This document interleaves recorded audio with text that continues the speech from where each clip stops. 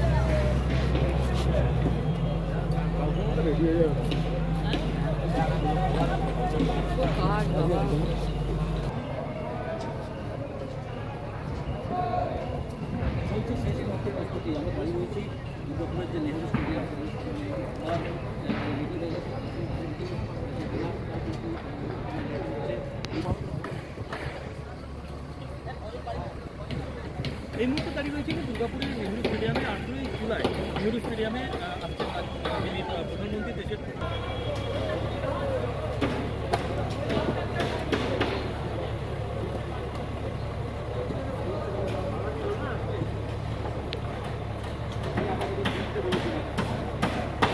পরেই মুখ্যমন্ত্রী এবং অভিষেক ব্যানার্জি নামবেন।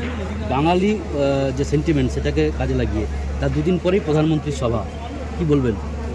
প্রধানমন্ত্রীর সবার আগে মানুষকে কনফিউজ করে দেওয়ার জন্য বাঙালির অস্মিতা বাঙালির কাছেই রয়েছে, বাঙালির হৃদয়ে রয়েছে। বাঙালিকে নিয়ে এইভাবে রাজনীতি করা আগের বারেও ইলেকশনে উনি করেছিলেন। তার মানে বাঙালি অবাঙালি সবাই মিলিতভাবে একসাথে এখানে বাস করে, সবার মধ্যে বন্ধুত্বপূর্ণ সম্পর্ক, কিন্তু উনি বাঙালি অবাঙালিকে আলাদা করে উনি ভোট ভাগ করার চেষ্টা করছেন। এটাই প্রধান লক্ষ্য। ভারতীয় জনতা পার্টির আমরা যারা রয়েছি, আমরা এখানে বেশিরভাগ বাঙালিরাই রয়েছি। বাঙালি অস্মিতা সম্পর্কে আমাদেরকে কেউ যদি আলাদা করে শেখাতে আসে, সেটা অন্তত শেখাতে হবে না, কারণ বাংলার মানুষ তার জবাব 2026-এ দেবে। যে ভুলভাবে মানুষকে বোকা সাজিয়ে বোকাভাবে যেভাবে তারা রাস্তায় নামছে, পথে নামছে, যেটা জবাব 2026-এ পাবে। এই বাংলাদেশিদের একটা অনুপ্রবেশের একটা প্রসঙ্গ উঠে আসছে, সেটাকে সুকৌশলে এড়িয়ে যাওয়া হচ্ছে, এটা দেখে মনে হয় বাঙালি নিশ্চয়ই। সেন্টিমেন্ট। আসলে বাংলাদেশি যারা রয়েছে, যারা যাদের ফেক ভোটার আইডি কার্ড রয়েছে, জালি ভোটার আইডি কার্ড রয়েছে, অ্যাকচুয়ালি তারাও বাংলা ভাষায় কথা বলে। যখন তাদেরকে নিয়ে কথা হচ্ছে যে এই বাংলাদেশি মানুষগুলোকে যারা বাংলার নয় তারা অথচ বাঙালিতে কথা বলে, তাদের যখন পাঠানোর ব্যবস্থা করার কথা বলা হচ্ছে তখন হচ্ছে বাঙালি বিদ্বেষী হয়ে যাচ্ছে। এই এক সুন্দর কৌশল উনি অবলম্বন করছেন। আশা করি বাংলার মানুষ বুঝতে পারছে যে বাংলার যারা বাঙালিরা রয়েছেন, যারা বাংলায় থেকে বাঙালি ভাষা বাংলা ভাষায় কথা বলেন, তাদের ভেতরে ভোট বিভাজনের একটা চক্রান্ত মমতা বন্দ্যোপাধ্যায় করছেন এবং তার জন্যই নামছে। কোনো লাভ হবে না। ভারতীয় জনতা পার্টি প্রত্যেকটা ভাষাকে সম্মান করে এবং আজকে কেন্দ্রে যে সরকার রয়েছে তারা জাতি ধর্ম বর্ণ নির্বিশেষে সবাইকে নিয়ে ডেভেলপমেন্ট করছে। যতটা বিধানসভা ভোট এগিয়ে আসছে তত কি ধর্মীয় মেরুকরণটা বাড়ছে রাজ্যে? নিশ্চয়ই মমতা বন্দ্যোপাধ্যায় চাইবে তার সেই ধর্মীয় মেরুকরণের পলিটিক্স কারোর জন্য তো কোনো রকম ডেভেলপমেন্ট তো হয়। শুধু জাতির বিভাজন, ধর্মের বিভাজন করে, বাঙালি অবাঙালি বিভাজন করে ভোট দিতে চাইছে। কিন্তু আমি মনে করি বাংলা ভাষা বিবিধের মাঝে যেন মিলন হয়, সব ভাষাকে একসাথে নিয়েই আমরা বাংলায় বসবাস করি। আমরা বাঙালি হয়ে গর্বিত যে আমরা সবাইকে একসাথে নিয়েছি। যেখানে প্রধানমন্ত্রী আসবেন এটা শিল্পাঞ্চল, পাশেই রয়েছে বর্ধমান বা বাঁকুড়া কৃষি অঞ্চল, কতটা আশাবাদী এই এলাকার মানুষজন? এখানকার মানুষ তো এই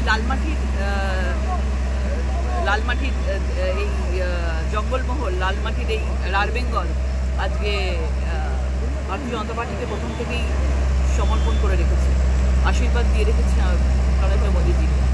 এবং আপনারা দেখেছেন 2021 রেজাল্টেও রার বেঙ্গল আমাদের কাছে অনেক বেশি মানুষ আশীর্বাদ করে। বেশ কিছু রাষ্ট্রায়ত্ত কারখানাও বন্ধ আছে। এখানে আমি এটুকু বলতে পারি, ভারতীয় জনতা পার্টির সরকার এলে সব সমস্যা দূর হবে।